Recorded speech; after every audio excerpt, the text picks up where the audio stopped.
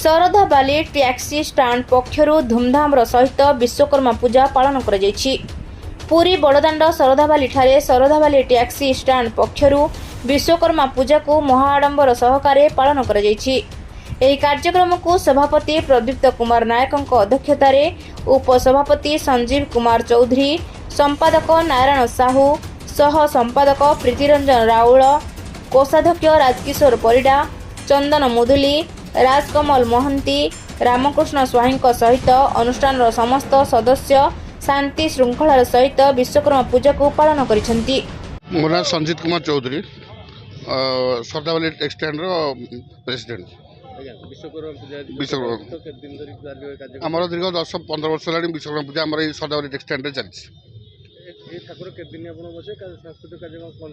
ଆମର 5 ଦିନ ପ୍ଲାନିଂ କରୁଛୁ, 5 ଦିନ ପ୍ଲାନିଂ କରୁଛୁ।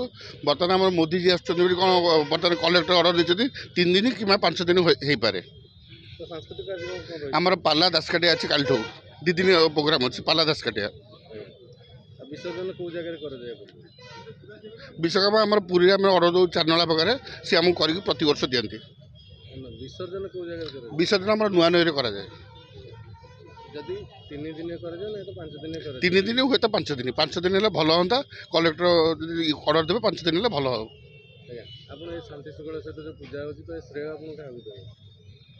କ'ଣ କହିଲେ? ସମସ୍ତେ ସବୁ शेखर बेहरा आज्ञा ଆପଣ ଯେଉଁ ବର୍ତ୍ତମାନ ଯେଉଁ ଶରଧାବାଲି ଟ୍ୟାକ୍ସି ଷ୍ଟାଣ୍ଡ ତରଫରୁ ଯେଉଁ ବିଶ୍ୱକର୍ମା ପୂଜା ହେଉଛି କ'ଣ କ'ଣ କରାଯିବ, କେତେ ଦିନ ଧରି ଠାକୁର ରହିବେ, ଟୋଟାଲ ବିସ୍ତୃତ ବିବରଣୀ ଆଜ୍ଞା। ଆମର ଏଇ ଯେଉଁ ଆସୁଛନ୍ତି, ଯେଉଁ ଆମର ପ୍ରଧାନମନ୍ତ୍ରୀ ଆସୁଛନ୍ତି, ମୋଦିଜୀ ଆସୁଛନ୍ତି, ସେଥିପାଇଁ ଆମର କଲେକ୍ଟର ବାବୁଙ୍କୁ ମନା କହିଗଲେ 2 ଦିନ 3 ଦିନ ରଖି ପକାଇଦେବେ।